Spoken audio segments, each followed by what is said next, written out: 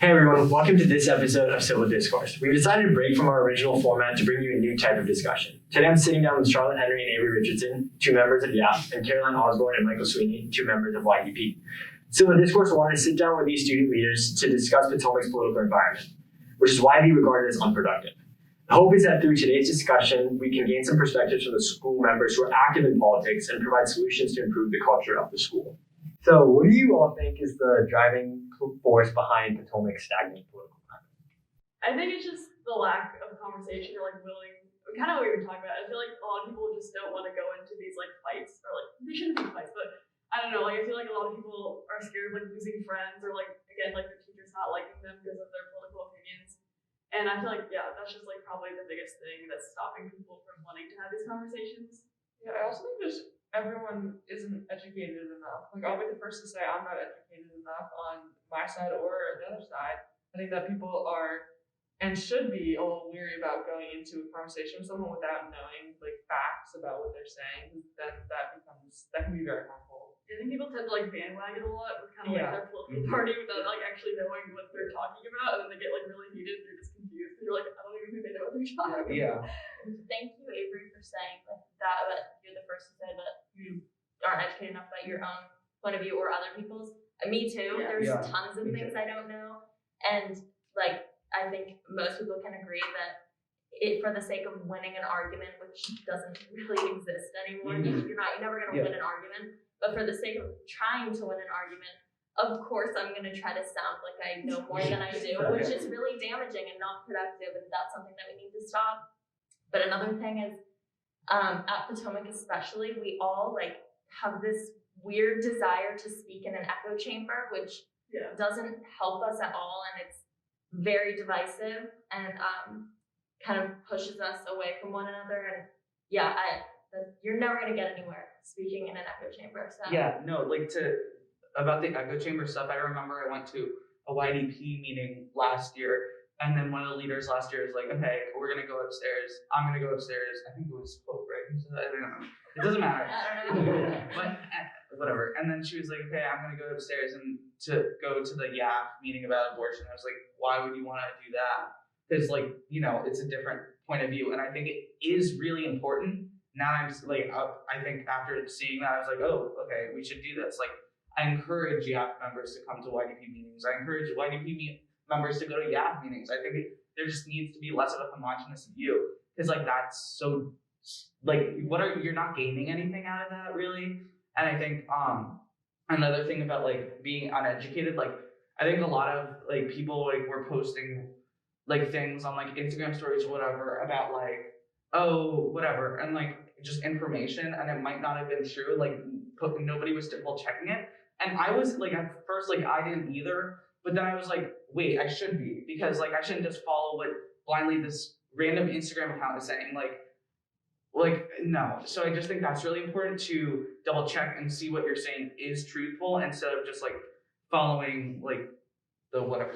Yeah, and let's all be careful of the information from Instagram accounts. Yeah, period. exactly. But yes, I know what you mean. Also, I think there's a reason why the YDP YAF Four Corners activity that we usually do every year is so popular, because people like to act I think we all kind of secretly really want to know what the other side is thinking and why they think what they do, even if we don't show any sort of receptiveness. Yeah, kind of a future plug actually.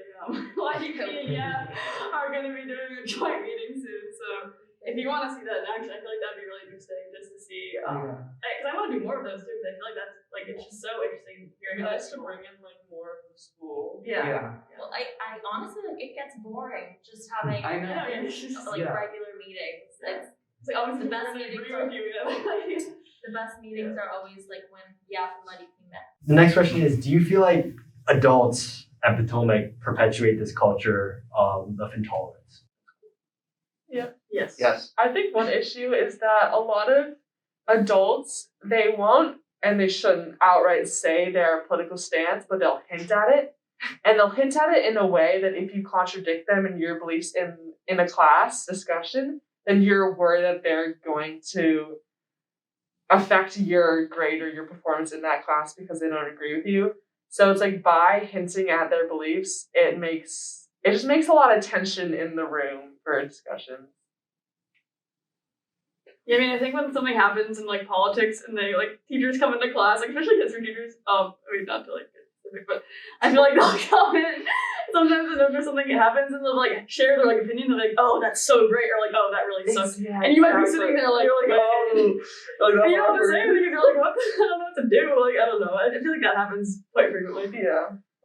To speak more about like the administration, I feel like I remember with the Capitol riots or whatever, they had like a paw prints thing the next day, and they had like a paragraph addressing it, and they were like, family test vaccine on like homeless people, and I'm like, no, okay, that's great, but like, can this wait a week? Like, can we not like talk about like Potomac's like different achievements of like making masks? Like, I think it's very like stuff like that, and like I think that happened with like when like not, I don't think like Black Lives Matter should be politicized, but like in that sense, like they were like I think they like sent an email and it was like not very much, I don't know, but like it's just I think they should like not ignore it politically because I don't think they want to get involved, but I don't think ignoring it outright is the way to do it. Yeah, I mean, I think sending an email is like, I don't know why they do it because I feel like it's not getting the point across enough. Like they're not doing enough by sending the email, and like the email just doesn't really do much. So like clearly like, it shows like they kind of care, but like I just feel like it's just. I think if they're going to send an email, they have to do it about all events, and it has to be without a political stance because then you're gonna. No matter what, it's gonna anger someone. I think there needs to be more like substance. Like if it's something that they think is like really important, like they shouldn't just like talk about it and like just and ignore it. Yeah, exactly. But that'll get them in trouble. I think that they have to. They can't do too much, or else it's gonna be an issue. Well, do you think this falls under performative activism? I don't want to lead you. Yeah. Yes. What do you Oh, see yeah. that kind of falls under that? Yeah. And what do you think they can do to fix it? Like, should they just right cut now, them out I fully? think right now I think they're just checking boxes. Yeah, I think they're Okay, we I think checked they're- in on this group to see if they're doing okay after Yeah. the summer we had. Yeah. I think they're too scared to like actually like do more than just again like send an email. Like I don't know. I feel like they could do more. Like even like the whole civil discourse thing. Like it's only called civil discourse now, and like not Potomac civil discourse. Yeah. Like they were like of fear of like upsetting people. Yeah. But I feel like we need to take more steps. Like we're already in a pretty small school. Like I feel like we have the capability to have more political like conversations or like have things more politically directed. And they're kind of taking like, I don't know, just like a weird view on it. Like I feel like they're just not really digging as deep as they should be. 100% agree. I think like the issue is that all of politics is such a sensitive topic, especially right now, that Potomac can get in a lot of trouble if they start doing too much in a certain direction. So they really have to be careful, and I think that I understand that. So I don't think that they're necessarily doing stuff wrong. There is stuff that kids do want to talk about this stuff. Yeah. So it's more that we want to than that they have to. So I think if we do more like open discussions as an upper school, that would be one step in the right direction. Yeah, I agree with that. I think if they were to like give us the space to talk about it and to kind of delve into it, that would be much less of like a performative thing. And it's more substantive and it achieves more as opposed to an email and then that's it. We're not talking But about like it. again, it should be in a way that's not an echo chamber. Now, do you think, like, let's say we're in a conversation in your XYZ history class, right? Do you feel like if the teacher has hinted at a certain side or belief, do you feel like the other side gets emboldened? And like, do you feel like they just can't, like, they have like this, oh, we can do no wrong because the teacher's on our side? I feel like that definitely happened. Like, and Avery and I are in the same comp class, and we did this activity. Remember that activity? We had to like identify where we were like on the political spectrum. And Avery and I were like just like clearly on like one side. Only ones. And then even like, did she play for her? I don't think she did. So it was like Sean and I, like, and then 12 everybody else other people were on the other side. So yeah, that was just kind of like funny to see. But like, yeah, I feel like people find a lot of like solidarity in being like the big majority because like obviously like you have the most power, the most voices, and I mean, yeah, that was interesting to see, but like I feel like that kind of made us feel like a little bit marginalized in a way, just because we were like, oh, like we're just the only two who thought this way, and like she kind of like catered the conversation more to like the bigger group, obviously, because there's more people who are in it. So I think that was just like an interesting idea. Well, that political compass told me I'm like basically Gandhi adjacent, so I was okay with it. But yeah, as far as like feeling emboldened. Yeah, when I know the teacher agrees with me, which yes is probably more often than not, I feel a little bit more confident in what I'm saying. I think Yeah. like so one thing that's kind of similar, but one thing that like my mom really didn't want me to, when I got like YAF got like sweatshirts, my mom was like, yeah, you really shouldn't wear that sweatshirt to class because some teachers would respond in a negative way. Not all teachers, but some. So, but I was pretty adamant about that. If I wanted to wear my sweatshirt, I would wear it. But I do see her point. How teachers will see that I have a YAF sweatshirt and then will automatically assume things about me and about my because like, again, like viewpoints. YAF's not even like associated with Trump, which I think is something that's like a huge like misconception. Is that it doesn't necessarily support like a leader. It's one of like the ideals. Yeah, So I but, feel like a lot of people confuse that. So if you're like wearing a YAF sweater, they're like, oh, you're a Trump supporter. And like made all these like assumptions. yeah, but even just the ideals, like sometimes like teachers won't necessarily accept like the viewpoint of the whole party. yeah. But like that made me think of an instance with the administration, I think it was.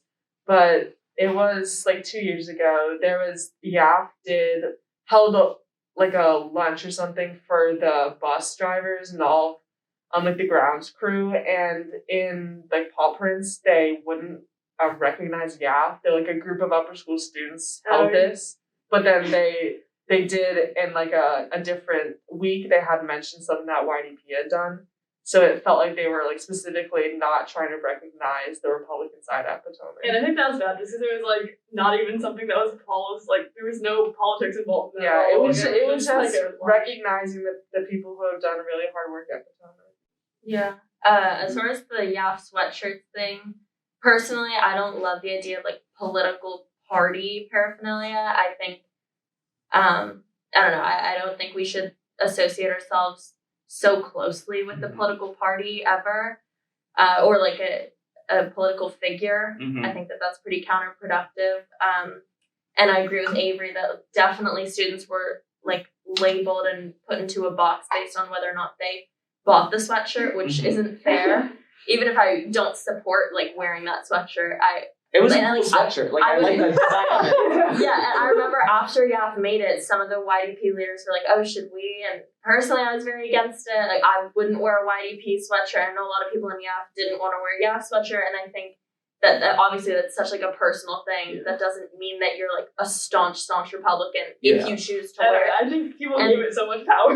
I think the issue is if you have how like some of the school walking around wearing YAF sweatshirts, and then YDP gets that fit, and then some of the school walks around wearing YDP sweatshirts. It becomes like a huge daily clash that should be avoided. It's like a whole nother red-blue day. Yeah, It's just not- exactly. And then even like with the whole labeling thing, during one of the breaks, Charlotte just said that YAF is libertarian, like the organization, which I had no idea. So, Wait, really?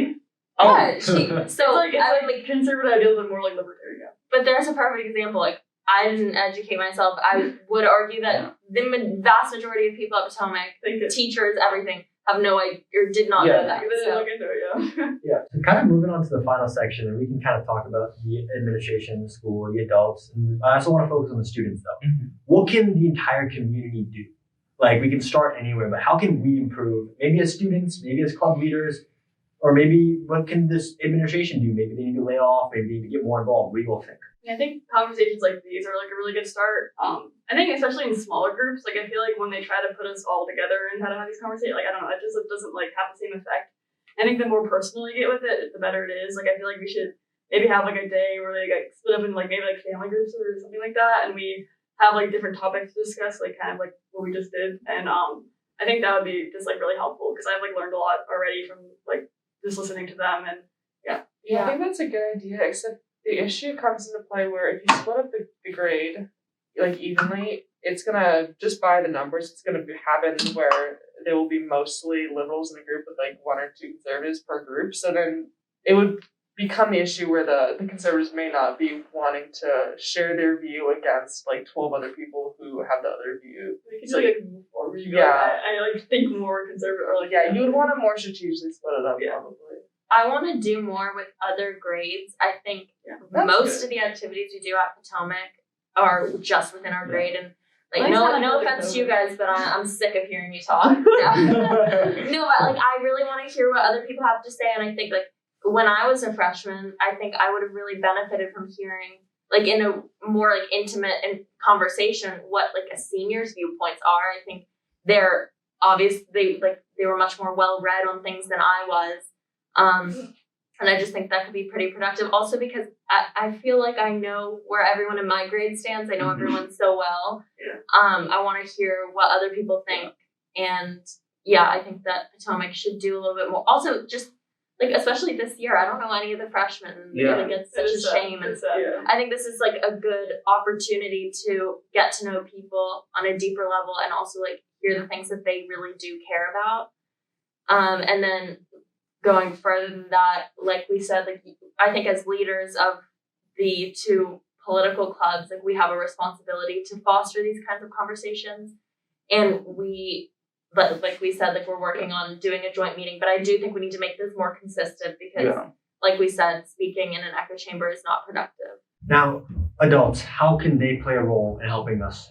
What do you guys think they should do? Teachers, faculty, administration? I think if politics is even brought up or like mentioned probably in a history class, I think there should be like more like open floor discussion. I feel like the teacher shouldn't be as involved in like leading the conversation, but maybe like pose a question and like actually want to hear what everyone has to say instead of trying to like hear it one direction. But also make room to have the discussions because I had very, very few political discussions in my 4 years here. I think current event days in history classes need to be more of a staple. Like Mr. McDonald's history class, once a week we dedicate a full class to a current events discussion, which I absolutely loved. I think everyone did on both sides of the aisle. Yeah, we never did Yeah, that. I've never had a current events.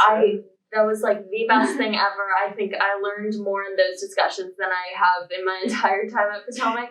But that being said, like in those conversations before, we would all read an article to make sure we knew at least some knowledge about what we were talking about.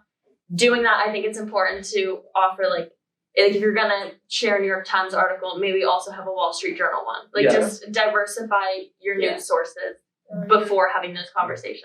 No, I 100% agree. Like I've never had like a once a day current events thing, but I know personally I would absolutely love that. Like sometimes like we'll have like once a month or once every 2 months, like two people will present a topic and we have like something, but like I feel like in those things, like the teachers try to like steer away from politics when that's not necessarily, I feel like they shouldn't get involved with their own political views, but they should give the platform for other people. All right, thank you for you, and then thank you for all the viewers watching this episode of Civil Discourse.